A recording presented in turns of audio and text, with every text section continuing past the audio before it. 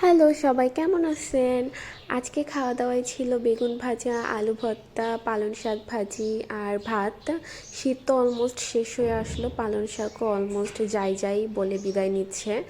তো পালং শাক রান্না করার জন্য আমি এখানে পালং শাক কুচি কুচি করে কেটে নিচ্ছি। আস্ত করে দিলেও হয়, কিন্তু আমার বাচ্চারা খাবে তো তো যদি বড় বড় থাকে তো ওদের মুখে লেগে গেলে খেতে চায় না অনেক সময়, এই জন্য ছোটো ছোটো করে কেটে নিলাম।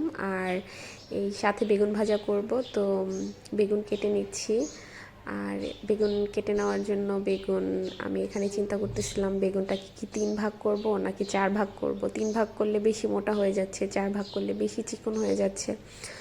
তো বেশি চিকনের থেকে চিন্তা করলাম যে মোটা মোটা করেই ভাজি, হেলদি বেগুন ভাজা। তো বেগুনটাকে আমি এখানে 3 টুকরা করে নিলাম, আর মোটা মোটা হওয়ার কারণে মাঝখানে এরকম ছোট ছোট করে কাট দিয়ে দিলাম। এটাতে বেগুনটা তাড়াতাড়ি করে কুক হয়ে যাবে। কারণ বেগুন ভাজি অনেক সময় করতে গেলে দেখা যায় যে উপর দিকটা বেশটা খানিকটা পুড়ে যায়, কিন্তু মোটা হয়ে গেলে ভিতরটা একটু শক্ত শক্ত থেকে যায়। তো এই জন্য এরকম কাট লাগিয়ে দিলাম।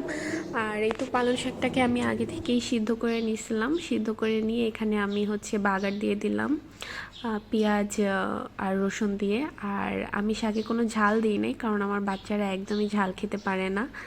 তো আমি সাথে বাগারের সাথে কাঁচামরিচ দিয়ে দিলাম। এটা আমি ভাতের সাথে যখন খাবো তখন কাঁচামরিচটা কামড়ে খাবো।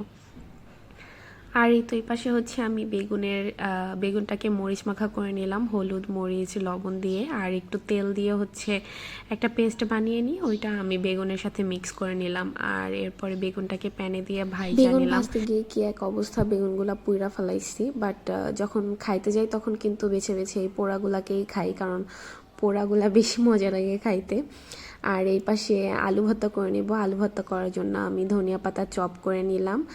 আর এখন আলুগুলাকে মাখায় নেব। তো আলুগুলাকে ভালো মতো কি বলে এখানে চটকায়া নরম করে নিয়ে তারপরে আমি ধনিয়া পাতা মরিচ এগুলাকে মেখে নিচ্ছি। আমি পেঁয়াজটাকে আগেই সরিষার তেল দিয়ে একটু বেরেস্তার মতো ভেজে নিচ্ছি, কারণ আমার ভাজা পেঁয়াজ দিয়ে আলু ভর্তাটা বেশি ভালো লাগে।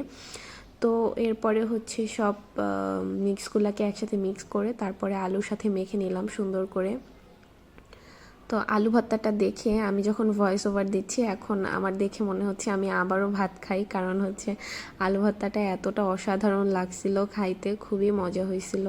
এখানে দেখে মনে হচ্ছে যে ধনিয়া পাতার পরিমাণটা একটু বেশি হয়ে গেছে, কিন্তু না, ধনিয়া পাতাটাও কিন্তু ওইখানে বেশ ভালোই লাগতেছিল খাইতে। মানে পরিমাণটা দেখতে বেশি লাগতেছে, কিন্তু খাওয়ার সময় খুবই অসাধারণ হয়েছিল। তো প্রথমেই আমি আলু ভর্তা নিয়ে খাবো। আলু ভর্তা, সব ভর্তার মধ্যে আমার সবচেয়ে বেশি পছন্দের ভর্তাই আলু ভর্তা। যখন মানে ঝটপট রান্না করার জন্য কিছু না থাকে তখন ভাত রান্না করি, যখন ভাতের সাথেই আমি আলুটা সিদ্ধ করে নিই অনেক সময়। আলু ভর্তা একটু ডাল হলে কিন্তু সাথে একটা ডিম ভাজা, অসাধারণ লাগে খাইতে। তো আলু ভর্তা দিয়ে খাওয়ার পরে আমি এখানে বেগুন ভাজিটা দিয়ে খাবো। বেগুন ভাজিটা খেতে কি অসাধারণ হয়েছিল, মানে এখন ভয়েস ওভার দিতে দিতেও আমার এখন আবার খাইতে মন চাইতেছিল, মানে খাবারটা এত বেশি মজা ছিল।